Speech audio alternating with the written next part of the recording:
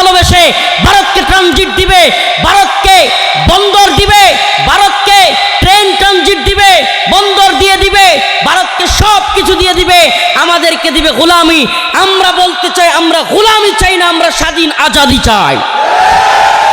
আমরা দিল্লির গোলামি করতে রাজি নই, আমেরিকার গোলামি করতে রাজি নই, আমরা এক আল্লাহর গোলামি করতে চাই।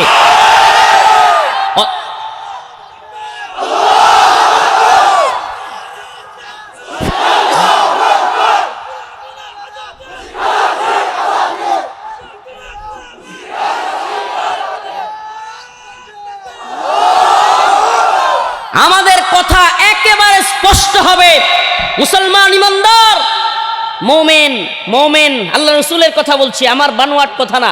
আল্লাহ রসুল বলেছেন মুমিন এক গর্তে দুইবার পা দেয় না। মুমিন কি করে না?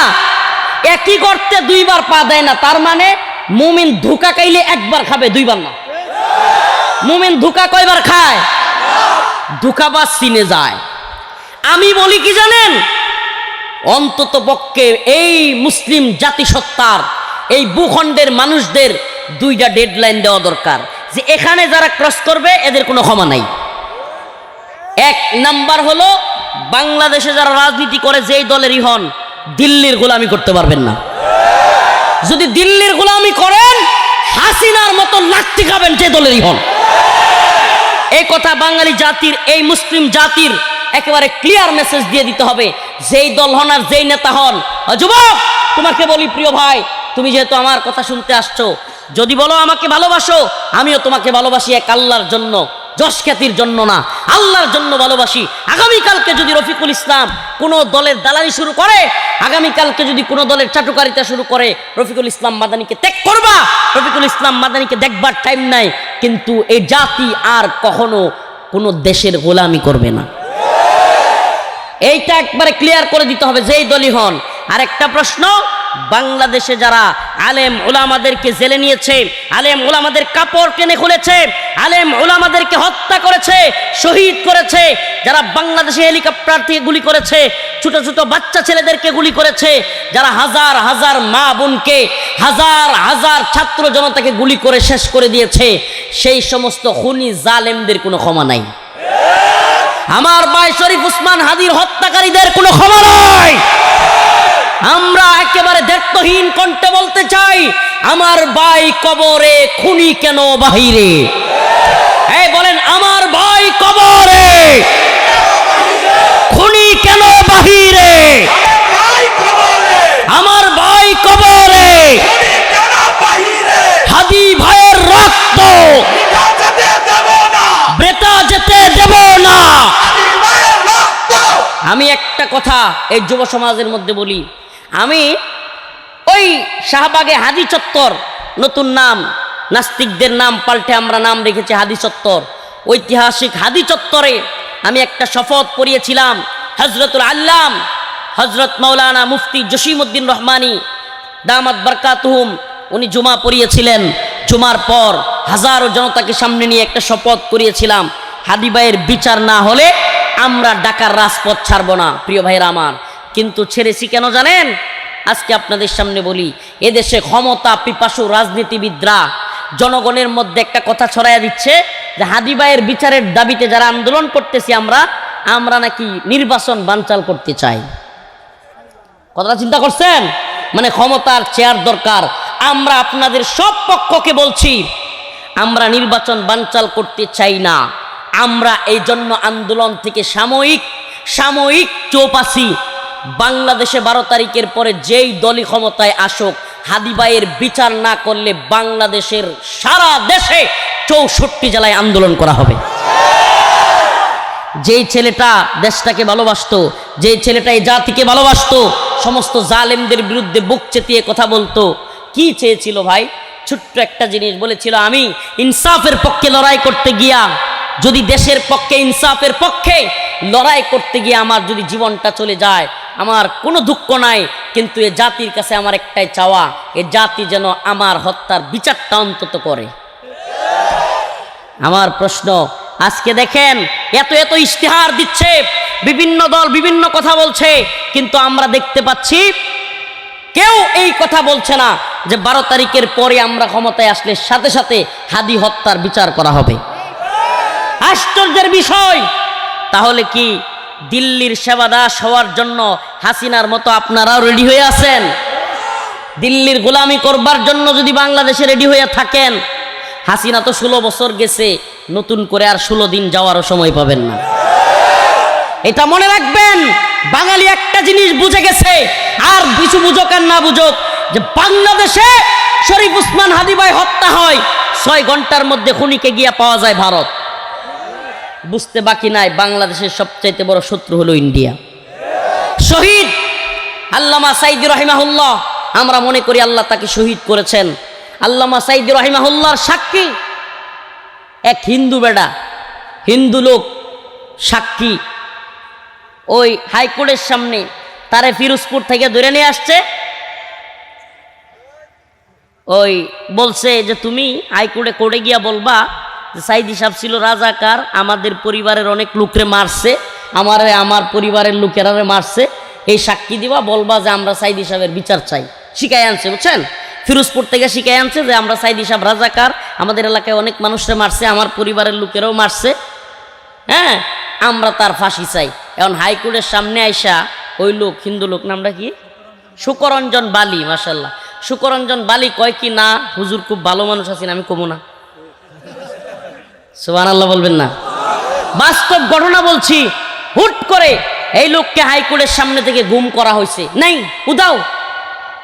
এই লোক পরবর্তীতে দেখা গেছে তাকে পাওয়া গেছে ইন্ডিয়া। কোথায় পাওয়া গেছে? আমার প্রশ্ন, প্রিয় ভাইরা আমার, সুকরঞ্জন বালি গুম হয় হাইকোর্টে বাংলাদেশে, পাওয়া যায় ইন্ডিয়া। হাদি ভাইয়ের খুনি খুন করে বাংলাদেশে, পাওয়া যায় ইন্ডিয়া। হাসিনা খুন করে বাংলাদেশে, পাওয়া যায় ইন্ডিয়া। আসাদুজ্জামান খান মালকায়া হয়ে যায় কামাল, এই মালখোর খুন করে বাংলাদেশে, পাওয়া যায় ইন্ডিয়া।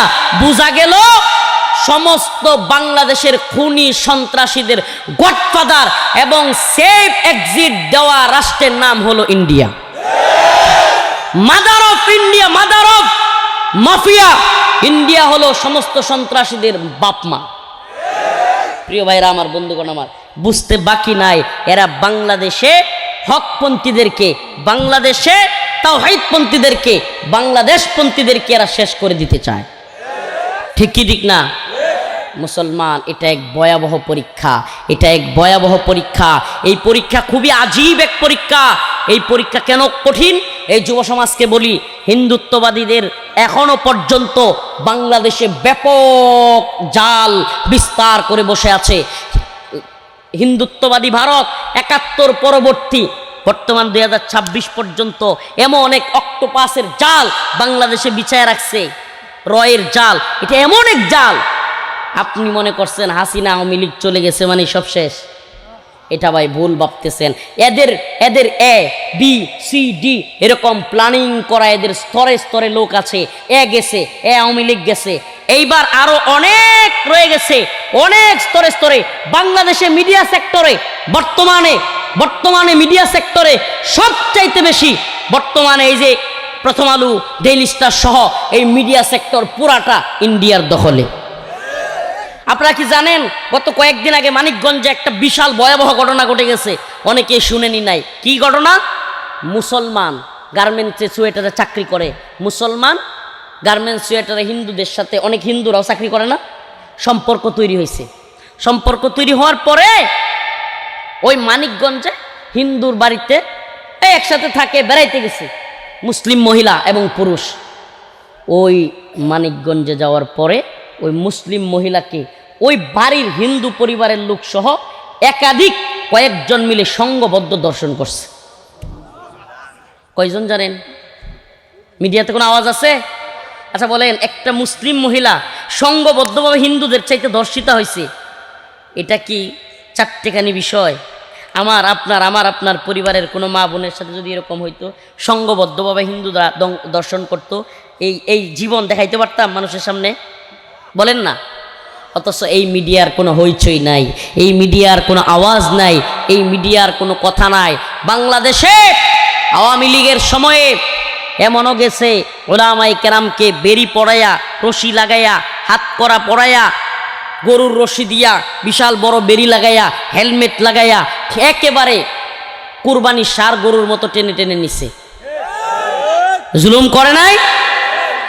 এমনও জুলুম হইছে যে ফাঁসি দিছে, অন্যায়ভাবে ফাঁসি দিছে, ওই আসামির কবরে গিয়াও জুতা মারতেছে। নাউজুবিল্লাহ। কুমিল্লার ঘটনা। প্রিয় ভাইরা আমার, বন্ধুগণ আমার, ওগুলো করা দল এখন আইসা মানবতার কথা কইয়া চিল্লায়। অসংখ্য মানুষ কারাগারে থেকে জানাজা পড়তে পারে নাই, মায়ের জানাজা, ভাইয়ের জানাজা, স্ত্রীর জানাজা পড়তে পারে নাই, আমাদের সাথে ছিল। আমি নিজে ভিকটিম, আমার আপন চাচাতো ভাই, আমার চাচা, আরো অসংখ্য পরিবারের লোক হারিয়েছি, জানাজা পড়তে পারি নাই। কিন্তু এই মিডিয়া কোনো দিন কোনো তুলপার করে নাই, কোনো দিন কোনো কথা বলে নাই। আমরা বলছি না যে আওয়ামী লীগের কোনো লোক মারা গেলে তারেও জানাজায় শরীক হইতে দিয়েন না, নাউজুবিল্লাহ। এত বর্বর আমরা না, এত জালেম আমরা না। অবশ্যই কেউ পরিবারের মারা গেলে তাকে জানাজায় শরীক হইতে দেওয়া উচিত। তার যদি অপরাধ থাকে সেটা বিচার হবে, কিন্তু তাকে তার পরিবারের কাছে আসতে দেওয়া উচিত। বিচার হলেও তাকে অবশ্যই। কিন্তু আমাদের বক্তব্য হলো, এই যে মিডিয়ার কারসাজি, একজনের বেলায় একবারে তুলপার, একটু পর পর আপডেট, মায়া কান্না, আর অন্যদের বেলায় নীরব নিস্তব্ধ। হিন্দু মহিলাকে ধর্ষণ করা হচ্ছে, সেখানে কোনো কথা নাই। মুসলিম মহিলাকে ধর্ষণ করা হয়েছে, কোনো কথা নাই। এই ভণ্ড মিডিয়া দেখবেন, কোনো এক হিন্দু মহিলার কপালে টিপ দেয়া নিয়ে কোনো কিছু হয়েছে, উরি বাবা, মুখ কান বরাবর হা করে কথা বলবে। এই শয়তানের দল তখন হাত করিয়া মুখ বড় বড় করে কথা বলবে। হিন্দু মহিলার টিপ নিয়ে এই গেল মানবাধিকার গেল, সংখ্যালঘু নির্যাতন হয়ে গেল। এই শয়তানের দল এরকম করবে। আর অসংখ্য আলেম নির্যাতিত হচ্ছে, অসংখ্য আলেম কারাগারে পড়ে আছে, এগুলা নিয়ে এদের কথা বলতে শুনবেন না। প্রিয় হাজিরিন, এ কথাগুলো কেন বলছি? এগুলা প্রত্যেকটা বিষয় আমাদের জন্য পরীক্ষা, এমন এক ভয়াবহ পরীক্ষা আমাদের জন্য অপেক্ষা করছে। আমি নির্দিষ্ট কোনো দলের পক্ষে আপনাদেরকে যাইতে বলি না, ভোট দিতে বলি না। আমার কথা শুনলে তো আপনারা তাজ্জুব হয়ে যাবেন। এই যে গণতন্ত্র, এই গণতন্ত্র কুফর, এই গণতন্ত্র শিরিক, এই গণতন্ত্র ঈমান বিধ্বংসী। যেই গণতন্ত্রে বলে সমস্ত ক্ষমতার মালিক জনগণ, আর ইসলাম বলে ইনিল হুকমু ইল্লা লিল্লাহ, সমস্ত ক্ষমতার মালিক একমাত্র আল্লাহ। হুকুম চলবে কার? বিধান চলবে কার? যদি আল্লাহর বিধানে সুদ কি? কথা বলেন। এখন যদি আল্লাহর বিধানে সুদ হারাম, সংসদের সামনে যদি কেউ বক্তব্য দেয়, সংসদের সামনে আইন পাস হচ্ছে, বাংলাদেশের সমস্ত সুদের ব্যাংকগুলোতে লাইসেন্স দেওয়া হবে, সুদকে হালাল বলা হচ্ছে, যারা যারা এই প্রস্তাবের পক্ষে আছেন হা বলেন। এখন কিছু লোক হাত তুলছে, এখন সংসদের স্পিকার বলতেছে হা জয়যুক্ত হয়েছে, হা জয়যুক্ত হয়েছে। ওরে শয়তানের দল, আল্লাহ যেটারে হারাম করছে এটারে তোরা হালাল করবার মতো দুঃসাহস তোদেরকে কে দিল? এই বামপন্থীরা কি কথা বুঝেন নাই? কথা বলেন না কেন? আল্লাহ যা হারাম করেছে তা হালাল করবার মতো দুঃসাহস তারা কোথায় পেল? এই জন্য আমি বলি, ভোট কেন্দ্রে যাবেন, যাই সিল মারবেন, সিল মাইরা আল্লাহর হালালগুলোরে আপনার নেতা হারাম করবে, আল্লাহর হারামগুলোরে ইচ্ছা মতো হালাল করবে। কি মদ? কি মদ? মদ কি? সুদ, পতিতালয়, তিনটা কইলাম, কয়টা? মদ, পতিতালয়, সুদ, হারাম। হারাম যে কোন অন্ত সবাই আরবি শিক্ষা লাইছেন, আরবি গেলাইছেন। হারামের বাংলা অর্থ কি? হ্যাঁ, অবৈধ। হারামের বাংলা অর্থ কি? অবৈধ। নাইলে তো বুঝবেন না, একটু পরে ব্যাখ্যা বুঝবেন না, কথাটা বুঝাইতে তো হবে আপনাদেরকে। প্রিয় ভাইরা আমার, বন্ধুগণ আমার, নাইলে ওই বেটার মতো হয়ে যাবো। ওই যে মক্কা মদিনায় গেছিল, পরে বাংলাদেশে আসছে, আইসা কয় যে কেমন হজ করলা, উমরা করলা? করে আর কেউ না, সব আরবিতে কয়, খালি আজানডা রেখামতটা সারা, এগুলা বুঝছে। প্রিয় ভাইরা আমার, বন্ধুগণ আমার, তো যে কথা বলতেছিলাম, হারাম শব্দের বাংলা অর্থ কি? অবৈধ। অবৈধ কি? হালাল। হালাল শব্দের বাংলা অর্থ কি? বৈধ। এখন আপনাদের যদি বুঝে আসে, বাংলাদেশে মদ বৈধ না অবৈধ? বৈধ। রাষ্ট্রীয়ভাবে মদের লাইসেন্সের বার আছে, গুলশানে আছে, বাড়িধারায় আছে, আপনাদের গফরগাঁও আছে কিনা জানি না, ময়মনসিংহ থাকতে পারে, বিভাগীয় শহরে আছে মদের বারের লাইসেন্স দেওয়া।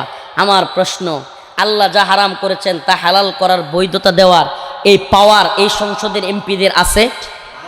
ইসলাম কি দিছে তাদেরকে?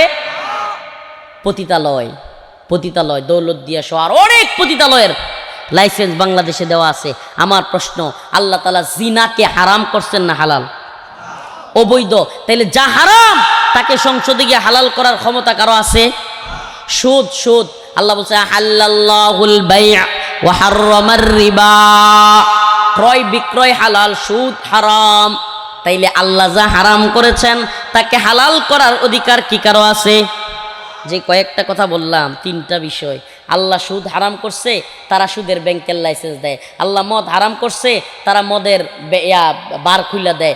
আল্লাহ পতিতালয় হারাম করছে, জিনা ব্যভিচার হারাম করছে, তারা পতিতালয়ের লাইসেন্স দিয়ে দেয়। আল্লাহ কইছে জিহাদ ফরজ, তারা কয় জিহাদ জঙ্গিবাদ। আল্লাহ কইছে বালেগ হইলে বিয়া শাদী করতে পারবো, তারা কয় বাল্য বিয়ে হারাম। কি কয়? হ্যাঁ, বাল্য বিয়া বলতে কোনো বিয়া নাই। বাল্য বিয়া আবার কি? যেই ছেলে বালেগ হইছে ওই ছেলেরে আল্লাহ পাওয়ার দিছে বিয়ে করার, তুমি কেডা? কথা বলেন না। যেই মেয়েরে আল্লাহ রেহেমে শক্তি দিছে, জরায়ুতে শক্তি দিছে বাচ্চা ধারণ করার, তুমি কেডা তারে বাল্য বিয়ে বলার?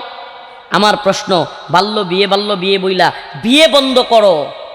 স্কুল কলেজ ভার্সিটি ফাঁকি দিয়া, পার্কের চিপায় চাপায়, গাছের চিপায় চাপায়, বিভিন্ন হোটেলে রেস্টুরেন্টে বিভিন্ন জায়গায় গিয়া যখন আকাম কুকাম করে, একটা ছেলে একটা মেয়ে মিলামেশা করে ওই বাচ্চা ডাস্টবিনে ফেলে রাখে, তখন তো তোমাদেরকে দেখি না কাউকে গ্রেফতার করতে।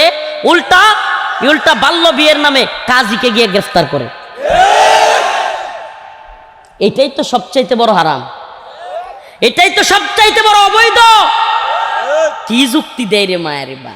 যুক্তি দেয় যে না হুজুররা বুঝে না, হুজুররা আপডেট হতে পারছে না, প্রগতিশীল হতে পারছে না, হুজুরদের বুঝ কম, অল্প বয়সে বিয়ে করলে বাচ্চা কাচ্চা হলে আকল কম হয়, এই হুজুরদেরকে কে বুঝাবে?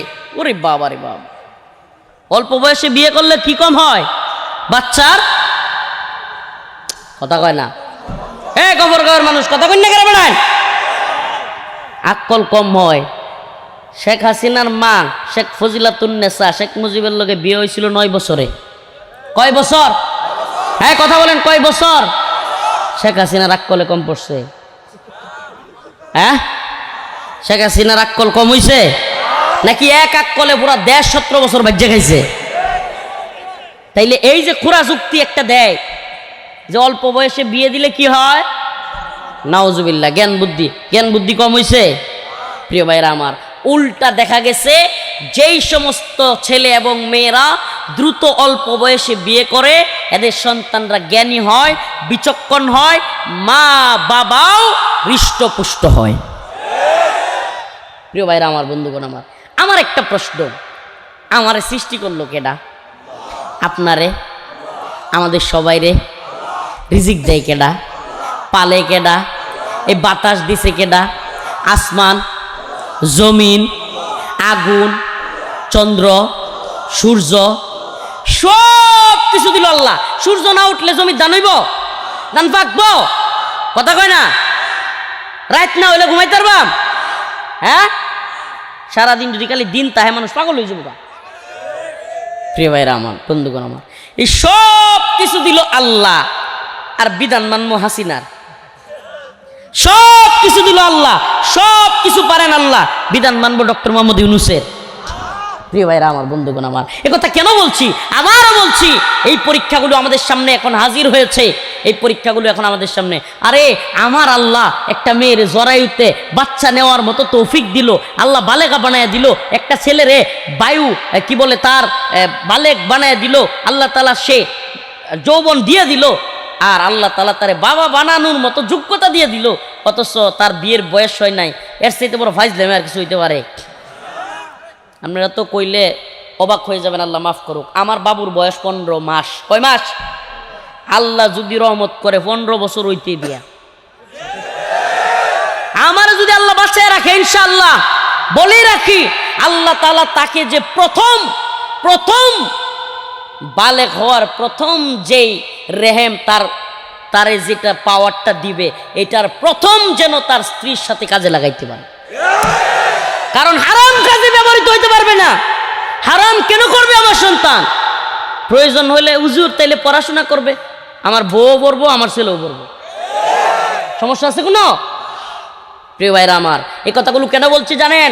এই দুশ্মনের দলেরা এই একটা দিককে খেয়াল কইরা আমার রসুলকে নিয়ে কটূক্তি করে। আম্মাজান আয়েশাকে আল্লাহ রসুল 9 বছরে বিয়ে করছে, এই কথাটাকে খুঁটা দেওয়ার জন্য এই দুশ্মনের দলেরা বাল্য বিয়ে নাম দিছে। আমার রসুলকে ছোট করতে চায়, আমার রসুলকে বুঝাইতে চায়, দেখছো নাউজুবিল্লাহ এত বড় নবী অথচ ছোট বাচ্চারা বিয়ে করছে। চিন্তা করছেন? এই জন্য বাল্য বিয়ে নামক কোনো বিয়ে নাই।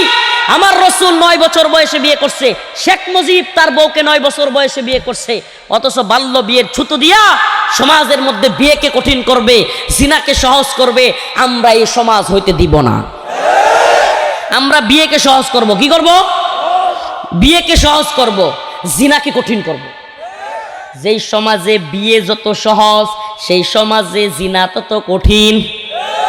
যেই সমাজে বিয়ে যত কঠিন ওই সমাজে জিনা তত সহজ। মিলায় দেখবেন, মিলায় দেখবেন। যেই বাড়ির পোলাপান অল্প বয়সে বিয়ে করে দেখবেন ওই বাড়ির পোলাপান ভালো আছে। জিনা বেবিচার পালায় যাওয়ার দরকার নাই, হোটেল রেস্টুরেন্ট এনে হেনে যাওয়ার দরকার নাই। সুবহানাল্লাহ, ঘরে বউ আছে মাশাআল্লাহ। যদি সংস্থা থাকে, অবস্থান থাকে, একটার জায়গায় দুইটা করে দিবেন আল্লাহর নামে। আস্তে আমার মা বোনেরা কিন্তু খেপা রাগ করে লইব। প্রিয় মা ও বোনেরা, আপনাদের কষ্টের জন্য বলছি না, কথাটা এই জন্য বললাম, ইনসাফ, হক, আমানত রক্ষা করতে হবে। তারপরে যদি এমন অবস্থান থাকে যে হ্যাঁ একজন স্ত্রীর সে হক আদায় করছে, তার ইনসাফ করছে, তার খাওয়া দাওয়া, বরণ পোষণ, মানসিক শারীরিক সমস্ত বিষয়গুলো সে দেখভাল করতে পারছে, এবং স্ত্রী দেখতেছে সে তার স্বামীর আরো হাজত রয়ে গেছে, এটা স্ত্রী বুঝবে এবং স্বামী বুঝবে, তখন আমার মা বোনদের প্রতি অনুরোধ থাকবে ওই স্বামীকে অবশ্যই দ্বিতীয় বিয়ে করবার সুযোগ দেওয়া উচিত। কারণ আপনি সুযোগ না দিলে আপনার সেই স্বামী পরকীয়ায় গিয়া জড়াবে, আপনার সেই স্বামী অন্য মেয়ের সাথে গিয়া ডেটিং ফেটিং করবে। বিয়ে করাইলেন না কিন্তু ঠিকই পরকীয়া কইরা জিনা বেবিচারে শরীক হবে। কথা কন না? বাংলাদেশে যত আকাম কুকাম হইতেছে বিভিন্ন হোস্টেলে, বিভিন্ন পতিতালয়ে, আমি চ্যালেঞ্জ করে বলতে পারি পতিতালয়গুলোতে বেশিরভাগ যায় হলো বিবাহিত পুরুষেরা। কেন যায়? কারণ অবিবাহিতদের পতিতালয়ে যাইতে হয় না, অবিবাহিতদের জন্য গার্লফ্রেন্ড নামক নতুন এক আবিষ্কার হয়েছে। এরাই বর্তমানে এদের সাথে নাউজুবিল্লাহ বিভিন্ন আকাম কুকাম করে। এরা কিন্তু পতিতালয়ে যায় না, এরা হোটেলে যায় না, বিবাহিতরাই বেশিরভাগ ওই জায়গাগুলোতে যাইতে হয়। কেন? কারণ তো তাদের তো ওই যে এত সময় না, টাকা খাওয়ায়া, ফুচকা খাওয়ায়া, পিটিং সিটিং দিয়া লম্বা সময় 2-3 বছর প্রেম কইরা, 5 বছর রিলেশন কইরা এরপরে একদিন রাজি করাবে, ওই সময় তাদের হয় না, হবেও না। তাদের দরকার সরাসরি। নাউজুবিল্লাহ, এই কথাগুলো একটু আমাকে ক্লিয়ার বলতে হচ্ছে। আমার মা বোনদের কাছেও মাপ চাচ্ছি, ভাই বাবা সবার কাছে ক্ষমা চাচ্ছি। আমাদেরকে এই সমাজের নোংরামিগুলো আপনাদের সামনে তুলে ধরতে হচ্ছে। আমরা দেখছি আজকে পরকীয়ার বিষে বিষাক্ত হয়ে অনেক পরিবার ধ্বংস হয়ে যাচ্ছে, স্বামী স্ত্রীর মধ্যে বিবাহ বিচ্ছেদ হয়ে যাচ্ছে, অনেক পরিবার সন্তান রাইখাও আজকে জঘন্য পরিস্থিতির দিকে চলে যাচ্ছে। এই পরিস্থিতি একমাত্র এড়াইতে পারে যেই পথ, ফানকিহু মা তাবা লাকুম মিনান নিসা মাসনা ওয়া সুলাসা ওয়া রুবা। আল্লাহ বলেছেন, আল্লাহর কথা, আমার কথা না রে বাবা, আল্লাহর কথা। ফানকিহু, তোমরা বিয়ে করো। কি করো? সুবহানাল্লাহ, তোমরা কি করো? বাবা চাচাদেরকে বলি, মা চাচিদেরকে বলি, আমার যুবক ভাইদেরকে, যুবতী বোনদেরকে দ্রুত বিয়ের ব্যবস্থা করে দেন। দেখতে দেখতে আরো একটা শীত চলে গেল। আমার যুবক ভাইরা, যুবতী বোনেরা কেন বিবাহ ব্যতীত থাকবে? অবশ্যই অবশ্যই তাদেরকে বিয়ে দিতে হবে। আমার মাঝে মাঝে মন চাই কি জানেন, এই নির্বাচনী মিছিল মিটিং বাদ দিয়া আমি একটা বিশেষ একটা সংস্থা চালু করি এবং বিশেষ একটা ক্যাম্পেইন চালু করি, দ্রুত বিয়ে দেওয়ার ক্যাম্পেইন। এটা আমার বিরাট আশা। আমার মন চায় যে আমাকে যদি কেউ হেল্প করে, অনলাইনে অফলাইনে সব লাইনে দ্রুত বিয়ের জন্য যে যুবকেরা যোগাযোগ করবে, যে যুবতী আমাদের বোনেরা যোগাযোগ করবে, কুফু বিলাইয়া ইনশাল্লাহ আমরা বিয়ের ব্যবস্থা করে দিব। এটা কেন মনে চায় জানেন? এই সমাজে যদি জিনা ব্যভিচার কমে, হারাম কাজ কমে, অবৈধ মেলামেশা কমে, কোনো জারজ সন্তান তৈরি হবে না, কোনো কুলাঙ্গার কুলাঙ্গার তৈরি হবে না, দেশ জাতির বিরুদ্ধে ইসলামের বিরুদ্ধে যাওয়া নাস্তিক মুরতাদ তৈরি হবে না, হারামজাদা তৈরি হবে না, হালাল সন্তান তৈরি হবে। মুহাম্মদ বিন কাসেম, সুলতান মাহমুদ গজনবী, সুলতান সালাউদ্দিন আইয়ুবীর মতো বীর পুরুষ জন্ম নিবে। এই হারামজাদারা কি ভালো হয়? যেগুলোর মা বাবা অবৈধ মেলামেশা করে, পেট পেট যেই মায়েরার যেই বোনেরার পেট পর পুরুষ দেখে, ওই পেট থেকে কি আব্দুল কাদের জিলানী হবে? ওই পেট থেকে হুসাইন আহমদ মাদারি হবে? ওই পেট থেকে শামসুল হক ফরিদপুরি হবে? চ্যালেঞ্জ করে বললাম হবে না। যেই পেট জীবনে কোনো পর পুরুষ দেখে নাই, ওই পেট থেকে আল্লাহর ওলি জন্ম নিবে। অতএব কখন আমরা সমাজকে ভালো করতে পারবো? যখন আমাদের সমাজে বিয়েকে সহজ করা হবে। দেখেন, মজার জন্য বলছি না, কাউকে কষ্ট দেওয়ার জন্য বলছি না, এটা কোনো খামখেয়ালির বিষয় না রে ভাই। হারাম, হারাম তো হারাম। আচ্ছা, আপনি হারাম করতেছেন আবার জান্নাতের আশা করেন, এটা কিভাবে হইতে পারে? আল কাইসু মান দানা নাফসাহু ওয়া আমিলা লিমা বাদাল মাউত ওয়াল আজিজু মান আতবা নাফসাহু হাওয়াহা ওয়া তামান্না আলাল্লাহ। আল্লাহ রাব্বুল আলামিন, আল্লাহ রাসূল সাল্লাল্লাহু আলাইহি সাল্লাম বলেন, আল কাইসু মান দানা নাফসাহু ওয়া আমিলা লিমা বাদাল মাউত। জ্ঞানী তো সেই ব্যক্তি, জ্ঞানী তো সেই ব্যক্তি, বিচক্ষণ তো সেই ব্যক্তি যে তার কবরে যাওয়ার আগে, মৃত্যুবরণ করবার আগেই তার সামানা তৈরি করে। কি তৈরি করে? মৃত্যুর আগে যে সামানা তৈরি করে, আমল তৈরি করে, সেই হলো জ্ঞানী। ওয়ালা জিজুমান আতবা নাফসাহু হাওয়াহা ওয়া তামান্না আলাল্লাহ। আর নির্বোধ বোকা তো সেই ব্যক্তি যে কিনা দুনিয়ায় খালি আশা করে, ওয়া তামান্না আলাল্লাহ, কিন্তু নেক আমল করে না। নেক আমল নাই, আল্লাহর কাজ নাই, খালি নাফরমানি। ছেলেরা বিয়ে করায় না, মেয়েরে বিয়ে দেয় না, মেয়ে গিয়ে আরেক ছেলের লগে ডেটিং মারে, ছেলে গিয়ে আরেক মেয়ের লগে ডেটিং মারে। প্রিয় ভাইরা আমার, ওই চাচা যদি নামাজও পড়ে, আল্লাহর কাছ থেকে সে জবাবদিহির আওতার থেকে খালি হবে না, খালি হবে না, এটা মনে রাখতে হবে। প্রিয় ভাইরা আমার, যে আয়াত তিলাওয়াত করেছিলাম, আল্লাহ তাআলা বলেন, ইয়া আইয়ুহাল্লাযীনা আমানুস্তাঈনু বিস-সাবরি ওয়াস-সালাহ। আয়াতের তরজমা করে, তাফসীর করে সংক্ষিপ্তভাবে আমি শেষ করতে যাচ্ছি। আল্লাহ পাক বলেন, ইয়া আইয়ুহাল্লাযীনা আমানু, হে ঈমানদাররা, ইস্তাঈনু, তোমরা আল্লাহর কাছে চাও, বিস-সাবরি ওয়াস-সালাহ, সবর এবং নামাজের মাধ্যমে। হে যুবক ভাইরা, হে যুবতী বোনেরা, যাদের বিয়ে হচ্ছে না, আল্লাহ পাকের কাছে চাইবা। কার কাছে? কেমনে চাইবা? নামাজের মাধ্যমে, রোজার মাধ্যমে, সবরের মাধ্যমে। পরীক্ষিত আমল, পরীক্ষিত আমল বলে যায়। আল্লাহর কাছে কোনো ব্যক্তি যদি, এই যুবকেরা, সোমবার বৃহস্পতিবার কন্টিনিউ রোজা রাখে, কিবার কিবার? সোমবার বৃহস্পতিবার কন্টিনিউ রোজা রাখবে, আল্লাহর কাছে দোয়া করবে, আল্লাহর কাছে চাইবে, সবর করবে, ইনশাআল্লাহ দ্রুতই তোমাকে পরীক্ষিত আমল, পরীক্ষিত আমল। জেলখানায় আমি গুনাহগার মানুষ, কিন্তু কয়েকদিন করছিলাম, আলহামদুলিল্লাহ বের হওয়ার 8 দিনের মধ্যে বিয়ে করতে পারছি। আলহামদুলিল্লাহ বলেন। যুবকদেরকে বলছি, সোমবার বৃহস্পতিবার নফল রোজা রাখবেন, আল্লাহর কাছে চাইবেন, অচিরেই আবেদা সলেহা নেককার সুন্দরী স্ত্রীর ব্যবস্থা কে করে দিবেন? কে করে দিবেন? কয় হুজুর রিজিকের ব্যবস্থা এটাও আল্লাহ করবে। সুবহানাল্লাহ। কে করব? চাকরি, ব্যবসা, সব কিছুতে বরকত দিতে পারেন কে? মুনাফিকি যদি না থাকে, বিশ্বাস থাকে, আল্লাহর কাছে ছায়া দেখেন, আল্লাহ কাউরে ফিরিয়ে দেয় না। কসম করে বলি, কাফারা দিতে হবে না। কারাগারে যা চেয়েছি মাওলা পাক তা তো দিয়েছেন, আরো বেশি দিয়েছেন। ওয়ালা সাউফা ইউতিকা রাব্বুকা ফাতারদা। আল্লাহ বলেছেন, ও বান্দা আমার কাছে চাও, একদিন এমন দেওয়া দিব যে তুমি নিজে বলবা, আল্লাহ আমি রাজি খুশি হয়ে গেছি। সুবহানাল্লাহ। আল্লাহর কাছে বলি, আল্লাহ আমি রাজি খুশি হয়ে গেছি, আলহামদুলিল্লাহ। সন্তান আল্লাহ তাআলা আমাকে দিয়েছেন, সুন্দর ফুটফুটে ছেলে। প্রিয় ভাইরা আমার, এরপরে আল্লাহ বলতেছেন, ওয়ালা তাকুলু লিমান ইউক্তালু ফি সাবিলিল্লাহ। এই শেষ করে দিব, এই যুবক কথা কম। ওয়ালা তাকুলু লিমান ইউক্তালু ফি সাবিলিল্লাহি আমওয়াত বাল আহইয়া। আল্লাহ বলেন, যারা আল্লাহর পথে জীবন দেয়, যারা দ্বীনের জন্য জীবন দেয়, যারা শহীদ হয়, তাদেরকে তোমরা মৃত বলিও না, বাল আহইয়া, তারা তো জীবিত, তারা মরে নাই। আল্লাহ রাসূল বলেন, আল্লাহ যে বলছে বাল আহইয়া, আল্লাহ রাস্তায় জীবন দিলে মরে না।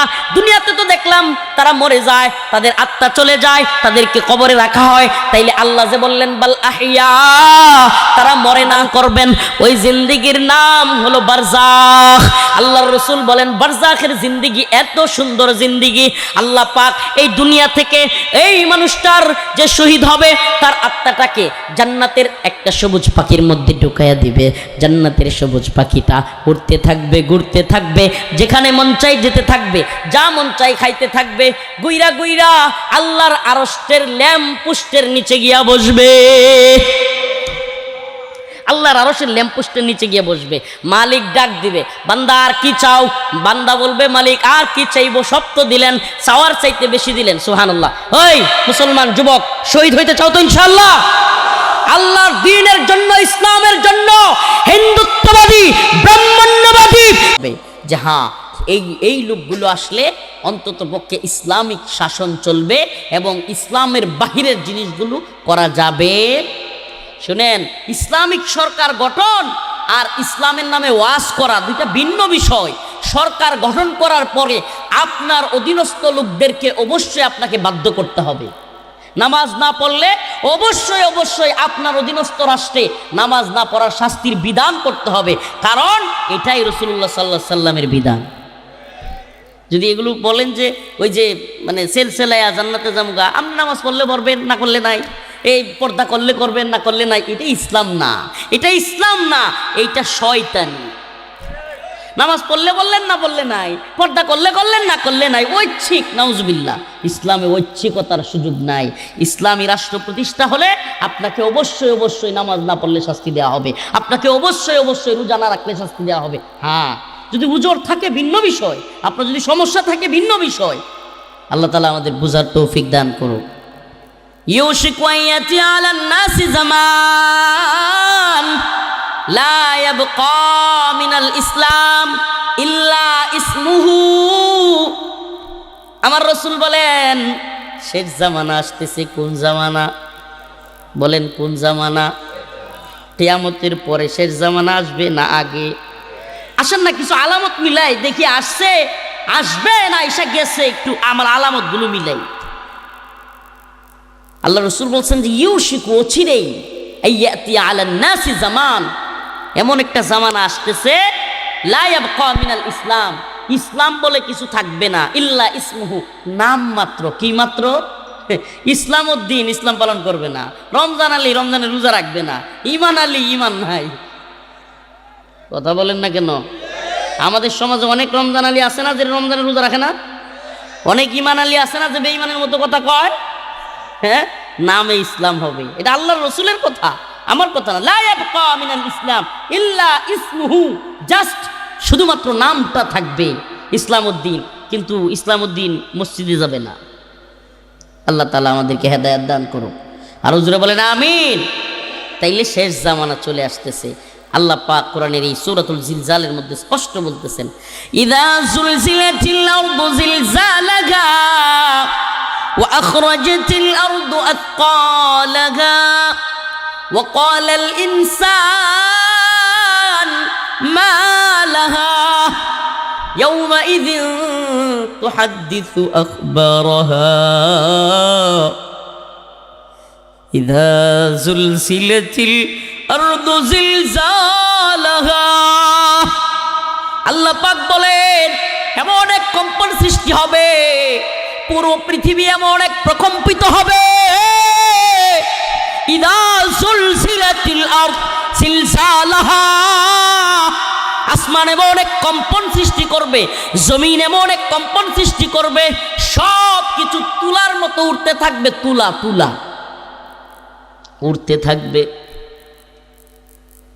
ওয়াখরাজাতিল আরদ আথকালাহা, জমিন তার সব কিছু ছেড়ে দিবে, সোনা গহনা টাকা পয়সা সব উড়তে থাকবে, উড়তে থাকবে, স্বর্ণ উড়তে থাকবে।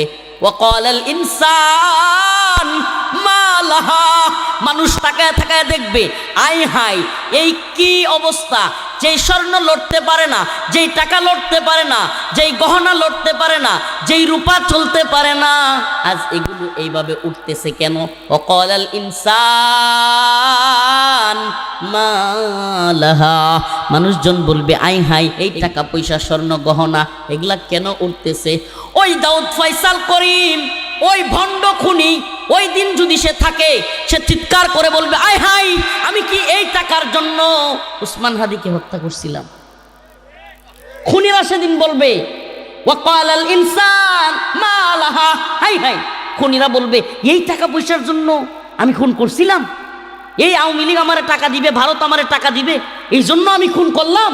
অথচ এই টাকার কি হয়ে গেল?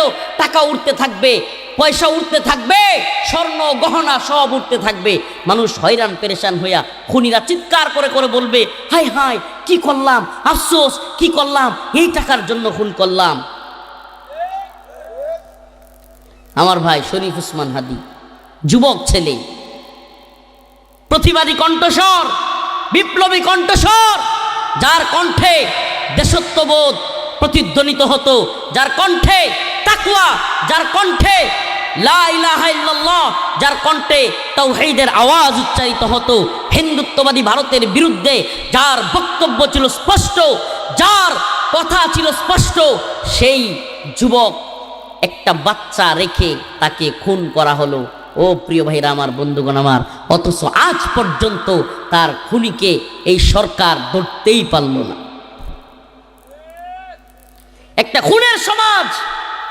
2 দিন আগে আরেক নেতা মুসাব্বির নামের, তাকেও হত্যা করা হলো।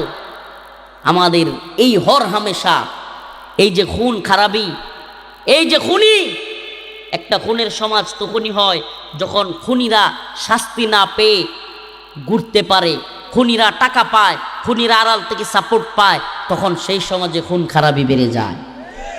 এটাই তো হচ্ছে এই সরকার, এই উপদেষ্টাদের সরকার, অথর্ব সরকার, আকাইন্না সরকার। হাজার হাজার জীবনের বিনিময়ে যারা উপদেষ্টা হলো, এরা এখন টাকা পয়সা বাড়ি গাড়ি করবার চিন্তা, এসির বাতাস খায়া এক একটা শরীর ফুলে গেছে, এক একটার অবস্থা এমন যে হাজার হাজার কোটি টাকা এরা এক একজন কামাই করতেছে। তাইলে ওই দল আর এই দল কি পার্থক্য কোথায় রইল? এই হাজার হাজার জীবনের বিনিময়ে নতুন বাংলাদেশে যদি আগের মতোই জুলুম চলে, আগের মতোই যদি খুনের বিচার না পাওয়া যায়, আগের মতোই যদি আলেম উলামাদেরকে গ্রেফতার করা হয়, মাওলানা আতাউর রহমান বিক্রমপুরী, মাওলানা আইনুল হক কাসেমী সহ আরও কয়েকজন আলেমকে অযথায় গ্রেফতার করা হয়েছে, কোনো অপরাধ নাই, কোনো মামলা নাই, তাইলে এটার নাম সংস্কার, এটার নাম নয়া বন্দোবস্ত? তাইলে তো আমাদের বলতে হয়, আসলে দিল্লির গোলামি বন্ধ হয়েছে, আমেরিকার গোলামি শুরু হয়েছে। বাংলাদেশের দিল্লির গোলামি কিছুটা বন্ধ হয়েছে, পুরোপুরি না রে ভাই, পুরোপুরি না। এই দিল্লি না ঢাকা স্লোগান দেয় না, এখন তো বলতে হইব দিল্লি না ঢাকা, গোলামি গোলামি। বুঝেন নাই? বুঝবেন কিছুদিন পরে। এই দল আর ওই দল সব গোলামের দল, সব গোলামগুলো ওই ভারতকে গিয়া নতজান হইয়া গোলামি করে। আরে ইমানি জজবা হাদির মতো নাই বলে হাদিকে খুন করা হয় আর ওগুলোকে বাঁচায় রাখা হয়। ছোট্ট যুবক মানুষ বড় বড় নেতা, বড় বড় দলের লিডারদেরকে মারবে না, ইন্ডিয়া মারবে এরকম যুবক ছেলেদেরকে। কেন? কারণ এরা কালচারালি হিন্দুত্ববাদীদের যে কালচারাল, এই যে ফেসিজম, হিন্দুত্ববাদীদের এই কালচারাল যে আধিপত্য বাংলাদেশের উপর চাপায়া দিতে চায়। উসমান হাদিরা কালচারাল সেন্টার করে, ইনকিলাব সেন্টার করে ওখানে শত শত যুবকদেরকে প্র্যাকটিক্যালি আধিপত্যবাদ বিরোধী বক্তব্য দিয়া, বই পড়াইয়া তারা তাদেরকে তৈরি করতেছিল। হিন্দুত্ববাদীরা বুঝে গেল যে সর্বনাশ, ঢাকা বিশ্ববিদ্যালয়ের পাশে যদি এইভাবে ভারতীয় আধিপত্যবাদ বিরোধী লেকচার শুরু হয়ে যায়, কালচারালি যদি ভারতের সমস্ত যেই প্ল্যান এগুলো যদি জাতির সামনে পাশ হয়ে যায়, তাইলে তো সর্বনাশ। এই জন্য শরীফ উসমান হাদি ভাইকে শহীদ হইতে হয়েছে। অথচ আমার এই ভাই একটা ছোট্ট আবদার করেছিল। আমাদের কষ্টটা একটু বেশি লাগে তো, আন্দোলন সংগ্রাম একসাথে করেছি, একসাথে থেকেছি। এই ভাই একটা ছোট্ট দাবি করেছিল যে আমাকে তো হয়তো মেরে ফেলা হবে, আমি এই ছোট্ট একটা জীবন লিড করতে চাই, যেই জীবনে ইনসাফের একটা সমাজ প্রতিষ্ঠা করবার জন্য লড়াই করতে পারবো, যেই জীবনে আমি এমন একটা সমাজের দিকে নিয়ে যেতে পারবো জাতিকে, যে আমাদের জাতি ভারতের গোলামি করবে না, একটা ইনসাফের সমাজ তৈরি করবার চেষ্টা করব। যদি মারা যায় আমার কোনো দায় নাই, যদি শহীদ হয়ে যায় আমার কোনো চাওয়া নাই, আমার জাতি যেন আমার বিচারটা অন্তত করে। ছোট্ট এই কথাটা বলেছিল। আর আজকে দেখেন অবস্থা। এই নেতারা, এই ইসি, নির্বাচন কমিশন, এরা বলে হাদি ভাইয়ের মৃত্যু, মুসাব্বিরের মৃত্যু। তাদের নেতারা, খোদ তাদের নেতা পর্যন্ত বলা শুরু করেছে যে এগুলো বিচ্ছিন্ন ঘটনা। নাউজুবিল্লাহ। যেই মায়ের বুক খালি হয় সেই মা জানে এটা বিচ্ছিন্ন নাকি তার কলিজার টুকরা সন্তান পৃথিবী থেকে চলে গেছে। যেই সন্তান তার বাবাকে পায় না সে বুঝতে পারে এটা বিচ্ছিন্ন নাকি তার জীবন থেকে তার বাবাই হারায় গেছে। আজকে আপনি মারা যান, কালকে আরেকজন বলবে বিচ্ছিন্ন ঘটনা। কারণ দেশে তো 20 কোটি মানুষ, একটা চলে গেলে তার কি হয়, কিন্তু যার পরিবারের যায় সে বুঝে, যার চলে যায় সে বুঝে হায় বিচ্ছেদের কি যন্ত্রণা। সুবহানাল্লাহ। যার চলে যায় সেই বুঝতে পারে তার ভাই চলে যাওয়ার যন্ত্রণা কতটুকু।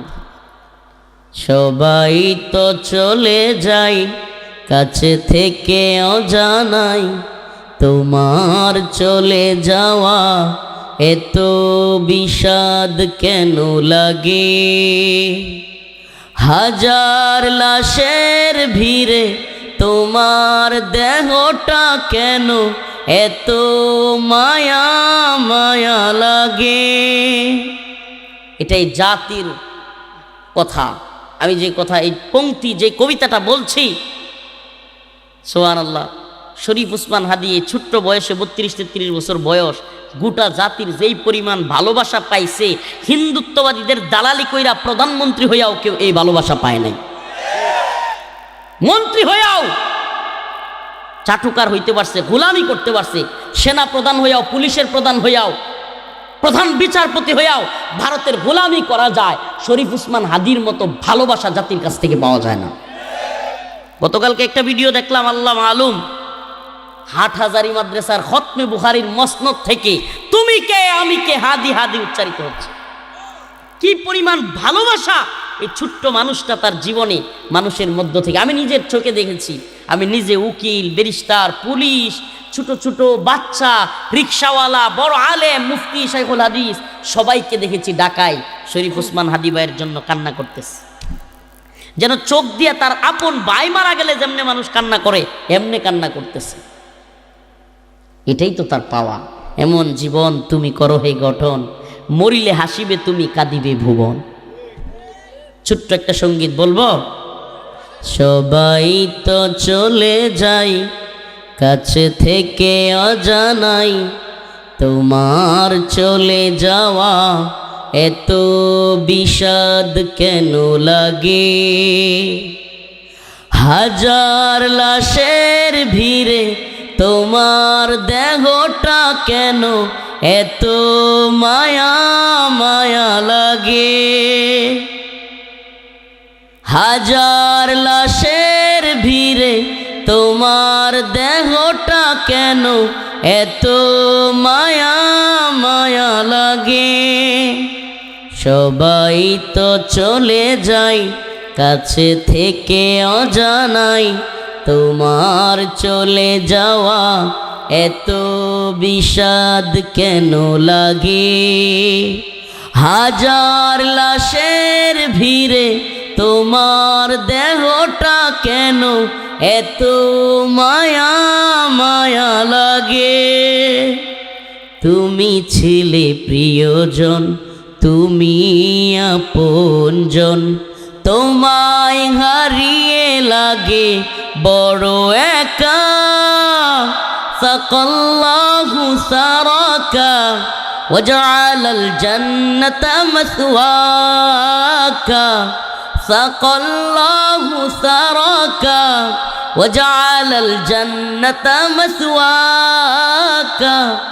সবাই তো চলে যায় কাছে থেকে অজানাই, তোমার চলে যাওয়া এত বিষাদ কেন লাগে।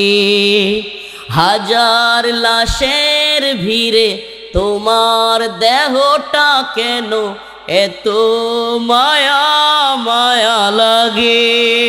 আমরা এই সরকারকে সুস্পষ্ট বলতে চাই, আমাদের ভাই শরীফ ওসমান হাদির হত্যার খুনের বিচার যদি বাংলার জমিনে না হয়, হাসিনার পরিস্থিতি যেমন হয়েছে, এই বৃদ্ধ বয়সে তথাকথিত নোবেল বিজয়ী ডক্টর মোহাম্মদ ইউনূসকে বলি, তোমার পরিণতিও, তোমার দিল্লতি লাঞ্ছনাও বাংলার মানুষ দেখাবে, তোমাকেও পালায়া যাওয়ার রাস্তা দেওয়া হবে না।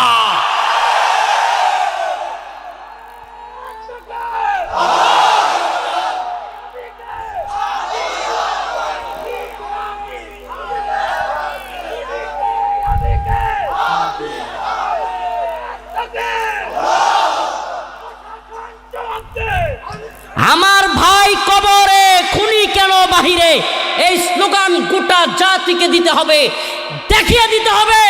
ডক্টর মোহাম্মদ ইউনূস নির্বাচন দিয়ে আমেরিকার গোলামি করে, আমেরিকার এজেন্ডা বাংলাদেশে বাস্তবায়ন করে, আবার আমেরিকার কুলে গিয়া বসবার সুযোগ তোমাকে দেওয়া হবে না। একেবারে মেসেজ ক্লিয়ার, বাংলাদেশে হাদি হত্যার বিচার করে তারপরে বাংলাদেশ থেকে তোমাকে যেতে হবে। অন্যথায় এই বৃদ্ধ বয়সে নোবেল টুবেল বুঝি না, তোমাকে লাঞ্ছিত হয়ে দেশ থেকে যেতে হবে। অতএব আমাদের ভাইয়ের বিচার করতে আমি বলবো, আমার ভাই কবরে, আপনারা বলবেন খুনি কেন বাহিরে, পারবেন তো ইনশাআল্লাহ? হ্যাঁ, মিডিয়ার লোকেরা তুলবেন, সব ভিডিও তুলেন। আমার ভাই কবরে, আমার ভাই কবরে, হাদি ভাইয়ের রক্ত বৃথা যেতে দেব না, হাদি ভাইয়ের রক্ত, আমার ভাই কবরে। বিচার চান তো আপনারা? না হলে আগামীকাল আপনার সন্তান এভাবে বুলেটের আঘাতে মারা যাবে। রফিকুল ইসলাম মাদানীকে পছন্দ করেন, তাকে হত্যা করা হবে, বাংলার জমিনে কোনো বিচার হবে না। এরা যে কাউকে হত্যা করে যদি পার পেয়ে যায়, একটা খুনের সমাজ, একটা খুনের রাষ্ট্র তৈরি হবে। আমরা কি খুনের রাষ্ট্র চাই? আমরা কি কুলের রাষ্ট্র চাই? খুন খারাপি ব্যানার্সে হোক এমন রাষ্ট্র চাই? বিচারহীনতার রাষ্ট্র চাই? উদাসীনতার রাষ্ট্র চাই?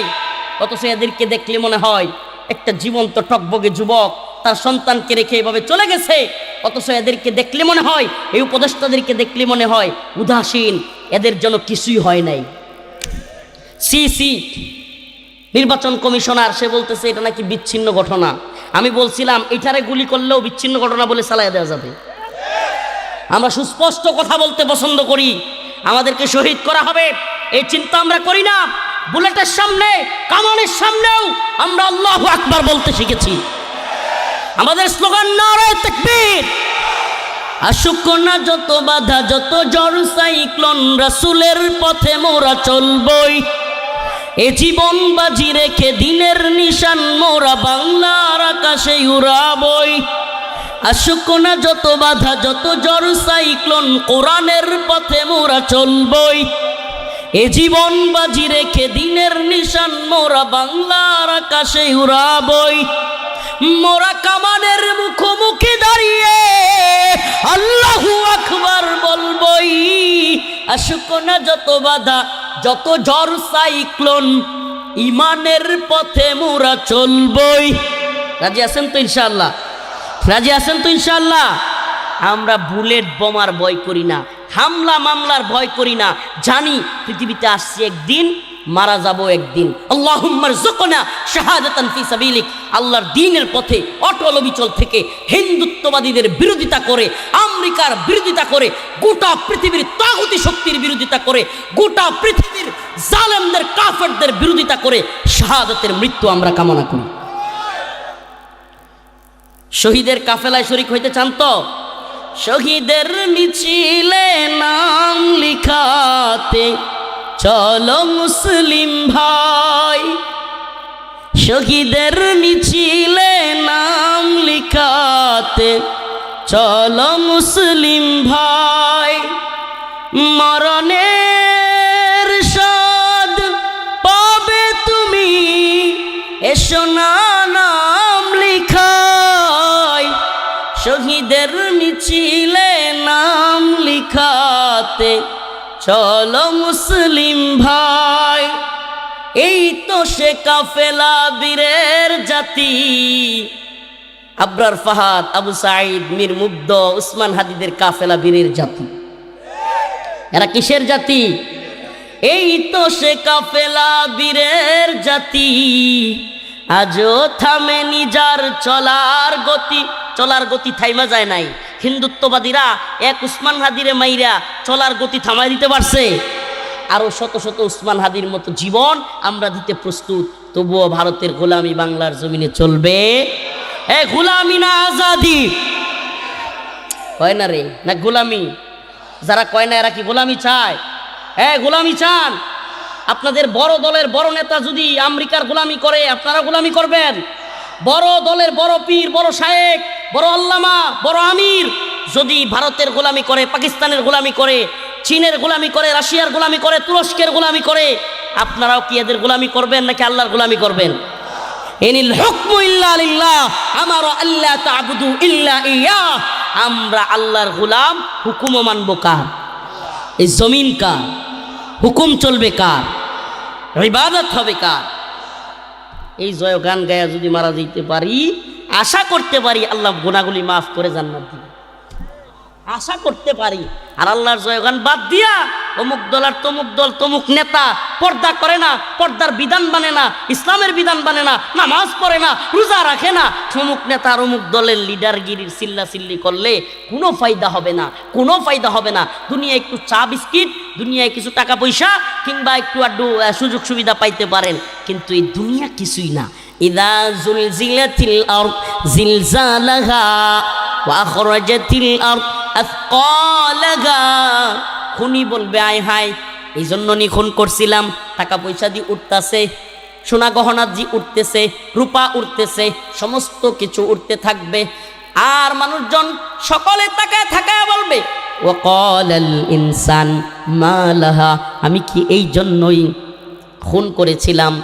আত্মীয়তার সম্পর্ক ছিন্নকারী আছে না কিছু, বোনের সম্পদ দেয় না, মেয়েদের সম্পদ দেয় না, এরকম কিছু হতবাকা, কিছু বদমাইশ লোক আছে না সমাজে? নারীর অধিকার নিয়ে চিল্লায় দেশের নারীবাদীরা, আর ওইদিকে আল্লাহ পাক মেয়েদের যে অধিকার দিছে আমাদের সমাজে ওই অধিকারটাই দেওয়া হয় না। আমি জানি না আপনাদের নাটোরে আছে কিনা, আমাদের নেত্রকোণায় আছে, মেয়েদের যে সম্পত্তি দেওয়ার কথা ওটা দিতে চায় না।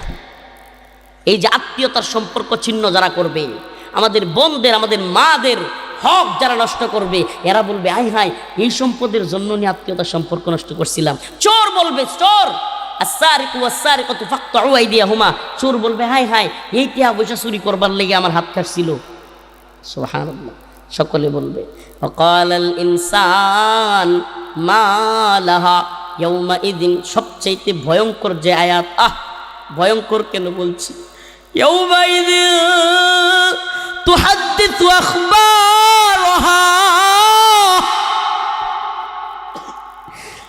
জমিন আল্লাহর কাছে সব বলে দিবে, কে কোথায় হারাম কাজ করেছি, আমরা কে কোথায় খারাপ কাজ করেছি, নির্জনে কোথায় ঘোরা করেছি, কোথায় কার সাথে মেলামেশা করেছি, কোথায় বসে নেশা করেছি, কোথায় বসে মাদক সেবন করেছি, কোথায় খারাপ কাজ কোনটা করেছি। জমিন ওই দিন সবার সামনে বলতে থাকবে। কল্পনা করা যায় সকল মানুষের সামনে, আরে হাজার হাজার মানুষের সামনে তুমি নেতা, বড় সম্মানী, কিন্তু যেদিন আল্লাহ তার জমিনের জবান খুলে দিবেন, ইয়াউমাইযিন তুহাদ্দিসু আখবারাহা, জমিন কোন জায়গায় গিয়া, কোন হোটেলে গিয়া, কোন পার্কে গিয়া, কোন গাছের তলে, কোথায় গিয়া কোন অপরাধ আমি আপনি করেছি, ওই গাছের নিচের জমিন বলা শুরু করবে। কি উপায় হবে আমার আপনার বলেন না? একবার চিন্তা করেন, অন্তর থেকে কান্দেন, আল্লাহর প্রতি একবার মুতাওয়াজ্জিহ হন, চোখগুলো বন্ধ করে চিন্তা করেন। আয় হায়, হাজার হাজার মানুষের সামনে জমিন বলতে থাকবে, এই শাহাবুদ্দিনের ছেলে রফিকুল ইসলাম ওই জায়গায় তো ওই অপরাধ করছে। কল্পনা করেন একবার, হাজার হাজার মানুষের সামনে। এই লাইট যেমন সত্য, এই মাইক চলতেছে যেমন সত্য, এই মঞ্চে মানুষ বসে আছে যেমন সত্য, আমার আলোচনা শুনতেছেন যেমন সত্য, তার চাইতেও হাজার গুণ বেশি সত্য আমার রবের কোরআন। ইয়াউমাইযিন তুহাদ্দিসু আখবারাহা, জমিন বলে দিবে অমুক নেতা অমুক বাড়িতে গিয়া ওইটা করছে, অমুক নেতা অমুক মেয়ের সাথে ওইটা করছে, অমুক হুজুর অমুক জায়গায় যাইয়া এটা করছে। সব মানুষের সামনে যখন বলা শুরু করবে, চিন্তা করেন এই মাহফিলে যদি আপনার গুণাগুলি এখন এই মাইক দিয়া বলা হয়, এই মানুষদের সামনে, আপনার বাচ্চার সামনে, আপনার ভাইয়ের সামনে, আপনার বোনের সামনে আপনার চেহারাটা দেখাইতে পারবেন? বলেন দেখাইতে পারবেন? আসেন না তওবা করি, আসেন না আল্লাহর দিকে ফিরে যাই। ফাফিররু ফাফিররু ফাফিররু ইলাল্লাহ ফাফিররু ইলাল্লাহ ফাফিররু ইলাল্লাহ। আমার আল্লাহ ডাক দিছেন, আয় আয় বান্দা আমার দিকে ফিরে আয়, যত গুনাহ করে ফেলেন আমার আল্লাহ ডাকতেছেন। আরে ও দুনিয়ার মানুষ, একজন একজন করে আল্লাহর সামনে গিয়ে দাঁড়াইতে হবে, একজন একজন। কোন দলের নেতা কর্মী নিয়া মনোনয়ন জমা দেওয়ার মতো হাজার হাজার মদ খান, তবু আমার ভাইয়ের চরিত্র ফুলের মতো পবিত্র হওয়ার মতো মিথ্যাবাদী দল নিয়ে যাইতে পারবেন না। কোনো দল থাকবে না, কোনো কর্মী থাকবে না, অমুকের দিকে তাকায় বলতে পারবেন না আমার মতো ভালো মানুষ আছে রে। ওই সামসাও বলবে হ্যাঁ আপনি তো নেতা খুব ভালো মানুষ, এই বলবার মতো লোক পাবেন না। আল্লাহর সামনে গিয়ে দাঁড়াইতে হবে। ওয়া কুল্লুহুম আতিহি ইয়াউমাল কিয়ামাতি ফারদা, এক এক করে আল্লাহর সামনে গিয়ে দাঁড়াইতে হবে, কোনো বাটপারি সিটারি চলবে না। ওয়া কুল্লুহুম আতিহি ইয়াউমাল কিয়ামাতি ফারদা। ও শাহাবুদ্দিনের ছেলে রফিকুল ইসলাম, ও রফিকুল ইসলামের ছেলে মুহাম্মদ, ও অমুকের ছেলে অমুক, ও আব্দুল্লাহর ছেলে আব্দুল মুতালিব, অমুকের ছেলে অমুক, আমার সামনে দাঁড়াও, এক এক করে জবাব দাও। তোমার জীবন তুমি কিভাবে শেষ করলা, তোমার হায়াত তুমি কিভাবে শেষ করলা, তোমার যৌবন তুমি কিভাবে কাটাইলা, তোমার যৌবন কি তোমার স্ত্রীর পিছনে ব্যয় করেছো নাকি হারাম নিলামিশায় ব্যয় করেছো? জবাব দাও। টাকাগুলো মদ খেয়ে ব্যয় করেছো নাকি মাদ্রাসায় দিয়ে ব্যয় করেছো? কোন কাজে ব্যয় করেছো? মসজিদ দান সদকা করেছিলে? শীতের দিনে মা দাদি তাদেরকে কম্বল কিনে দিয়েছিলে? পাড়া প্রতিবেশী মুরব্বী মানুষদেরকে কি কম্বল কিনে দিয়েছিলে? প্রতিবেশীর খোঁজ খবর নিয়েছিলে? কি করেছিলে তোমার টাকাগুলো দিয়ে? প্রত্যেকটার জবাব না দিয়ে আল্লাহর সামনে থেকে কেউ যাইতে পারবে না, কেউ না, কেউ যাওয়ার কোনো সুযোগ নেই, কেউ যাওয়ার সুযোগ নাই। নেতামি মাতবরি সিটারি বাটপারি এটা দুনিয়াতে চলবে, আল্লাহর সামনে গিয়ে চলবে না। আল্লাহ জানে একেবারে। আরে আমি রিমান্ডে কারাগারে সুবহানাল্লাহ আশ্চর্য হয়ে গেছি। আমারে রিমান্ডে নিছে প্রথম দ্বিতীয় দিন র্যাব। হঠাৎ করিয়া আমার সামনে এরকম একটা কাগজ আনছে, দেখলাম যে লম্বা লিস্ট, অনেকগুলো নাম্বার লেখা। আমি কি দেখি, পরে দেখাইতেছে যে আমি বিগত 1 মাস কার সাথে কথা বলছি, কোন নাম্বারে কথা বলছি, সম্পূর্ণ ডিটেলস।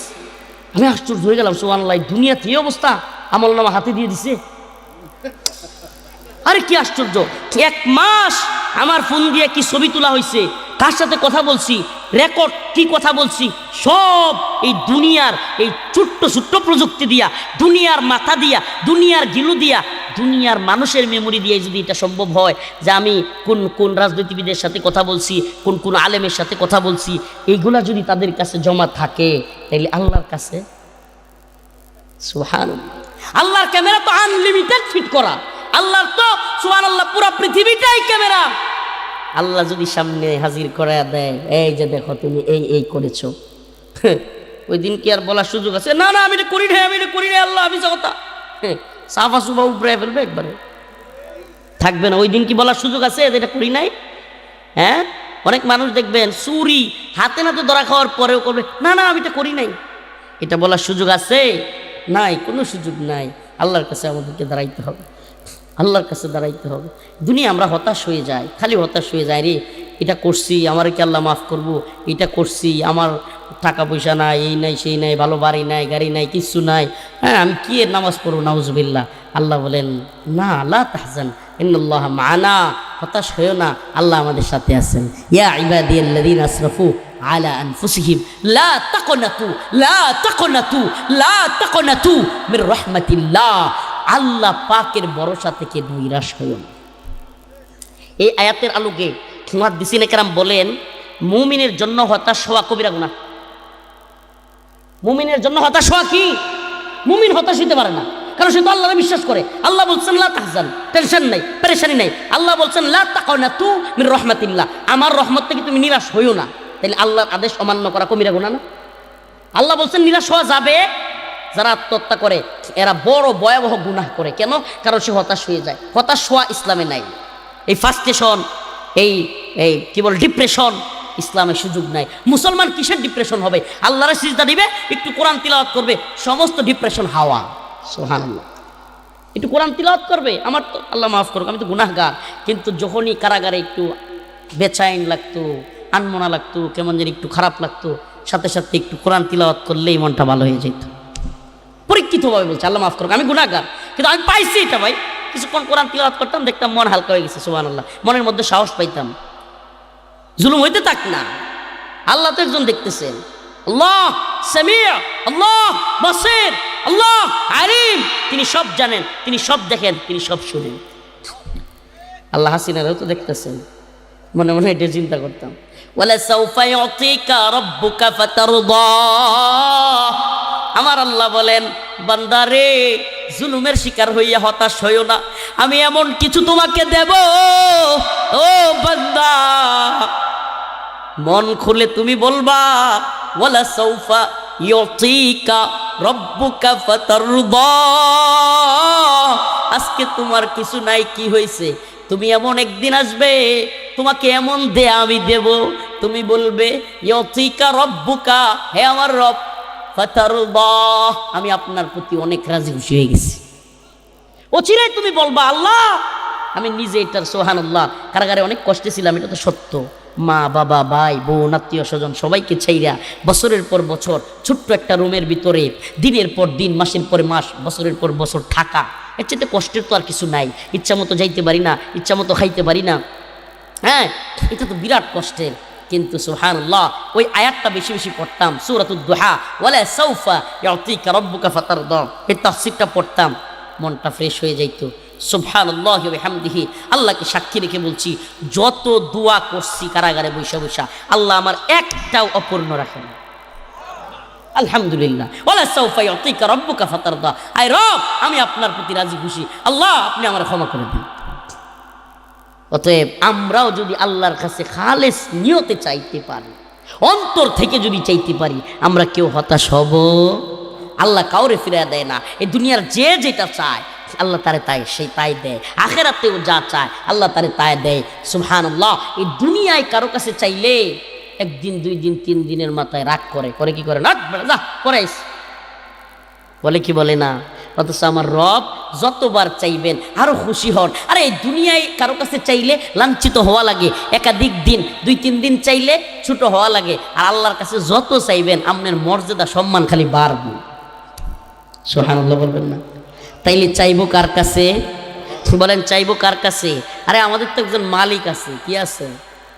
আমাদের একজন মালিক আছে, এমন মালিক, এই দুনিয়ার মালিকেরা একবার ভুল করলে, ব্যবসা প্রতিষ্ঠানে চাকরি করেন, কলকারখানায় চাকরি করেন, গার্মেন্টস ওয়েটারে চাকরি করেন, অফিস আদালতে চাকরি করেন, ব্যাংক বা বিভিন্ন যে কোনো প্রতিষ্ঠানে চাকরি করলে, প্রশাসনে, সেনাবাহিনীতে, পুলিশে, যে কোনো বাহিনীতে চাকরি করলে, একদিন যদি অফিসে না যান, ভুল করেন, না বইলা না যান, উপস্থিত না হন, তৃতীয় দিন না গেলে হুমকি, চতুর্থ দিন গাট্টার দইরা গালাগালি করে বের করে দেয়। ঠিক কি ঠিক না? একদিন দুই দিন তিন দিনের উপরে আর ক্ষমা চাইলে ক্ষমা করে না, বোনাস দেয়। কিন্তু আমার আপনার একজন মালিক আছে, দুনিয়ার কোনো বক্তার কথা না, মুফতির কথা না, শাইখুল হাদিসের কথা না, এমনকি কোনো অলি আউলিয়া গাউস কুতুব পীর মাশায়েখ সাহাবী নবী কারো কথা নয়, স্বয়ং আল্লাহ রাব্বুল আলামিন তার কথা নিজে বলতেছেন। সুবহানাল্লাহি ওয়া বিহামদিহি। যদি কোনো ব্যক্তি খাঁটি অন্তরে তওবা করতে পারে, আমার আল্লাহ রাব্বুল আলামিন বলেন ইল্লা মান তাবা ওয়া আমানা ওয়া আমিলা আমালান সালিহা,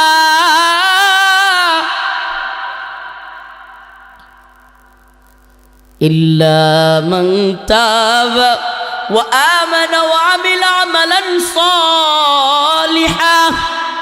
আমার আল্লাহ বলেন যদি কোনো ইমানদার অন্তর থেকে খাঁটি দিলে তওবা করে, চোখের পানিগুলো জড়জড় করে ছেড়ে দেয়, বলে আল্লাহ আর গুনাহ করব না, আমারে মাফ করিয়া দেন আল্লাহ, আর নামাজ ছাড়ব না আল্লাহ, আর নাফরমানি করব না, আমারে মাফ করিয়া দেন, আমারে গুনাহ থেকে বাঁচান, আমার আল্লাহ রাজি খুশি হয়ে যান, এমন খুশি হন আমার আল্লাহ বলেন ফাউলাইকা ইউবাদদিলুল্লাহ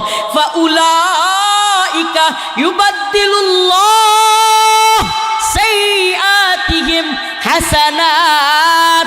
আল্লাহ বলেন আমি শুধু গুনাহগুলোরে মাফ কইরাই ক্ষান্ত হই না, গুনাহগুলোরে নেকি দ্বারা পরিবর্তন করে দেই, একটা দুইটা তিনটা না, 100 হাজার লাখ না।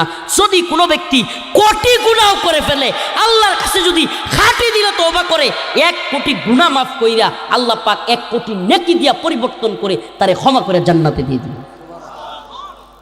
আমার আপনার আমাদের এমন একজন মালিক আছে, সুবহানাল্লাহ আলহামদুলিল্লাহ। তো আমি যে আলোচনায় গিয়েছিলাম, ইযা জুলজিলাতিল আরদ জিলজালাহা, পৃথিবীটা ধ্বংস হয়ে যাবে, এক কম্পনে সব কিছু উঠতে থাকবে। আখরাজাতিল আরদ আসকালাহা, জমিন তার সব কিছু ছেড়ে দেবে, লাশগুলো নিচে যারা ছিল তারাও ভাইসা যাবে, জমিনের যত টাকা পয়সা সোনা গহনা সব কিছু উঠতে থাকবে, বাসতে থাকবে। وقال الانسان ما لها يومئذ تحدث اخبارها, ওই দিন জমিন কে কোথায় কি করছে সব বলতে থাকবে। বিআন্না রাব্বাকা ওয়াহালাহা, ওই দিন রব তার সব কিছু এমনভাবে, সুবহানাল্লাহ, আল্লাহ রাব্বুল আলামিন এমনভাবে প্রকাশ করবেন যে আল্লাহ বলছেন ইয়াউমাইযিন ইয়াসদুরুন নাস আশতাতান লিয়ুরাউ আ'মালাহুম ফামান ইয়া'মাল মিসকালা যাররাতিন খায়রান ইয়ারা। অল্প একটা ভালো কাজ করছেন না, ওই ভালো কাজটাও দেখবেন আপনার আমলনামায় আছে। ফামান ইয়া'মাল মিসকালা যাররাতিন খায়রান ইয়ারা ওয়া মান ইয়া'মাল মিসকালা যাররাতিন শাররান ইয়ারা। একটা পাপ কাজ যা করছেন সেটাও আল্লাহর কাছে লিপিবদ্ধ থাকবে।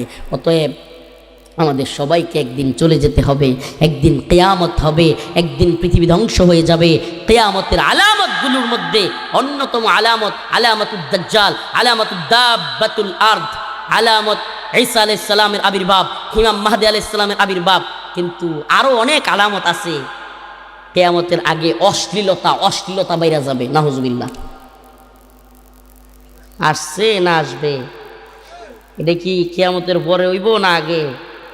অশ্লীলতা আমাদের সমাজে বাড়ছে না কমছে? বাপে মেয়ের নাচ শিখায়, নাউজুবিল্লাহ। আবার গিয়া ওই স্কুলের মঞ্চে কিংবা বিভিন্ন জায়গায় মেয়ের কোমর দুলানো নাচ দেখে বাপের বন্ধুরা পর্যন্ত কয় হ্যাঁ ভালোই তো, নাউজুবিল্লাহ, মজা নেই। মেয়েটা যারা আঙ্কেল ডাকে ওই আঙ্কেলও বৈশা বৈশা মজা নেই, নাউজুবিল্লাহ বলবেন না। এই যে বেহায়া বাপ, এই যে বেলাজা বাপ, রুচির দুর্ভিক্ষ লাগছে, নাউজুবিল্লাহ। আল্লাহ এদেরকে হেদায়েত দান করুন। অশ্লীলতা বেহায়াপনা বেড়ে যাবে, কিয়ামতের আলামত, কিয়ামতের আলামত।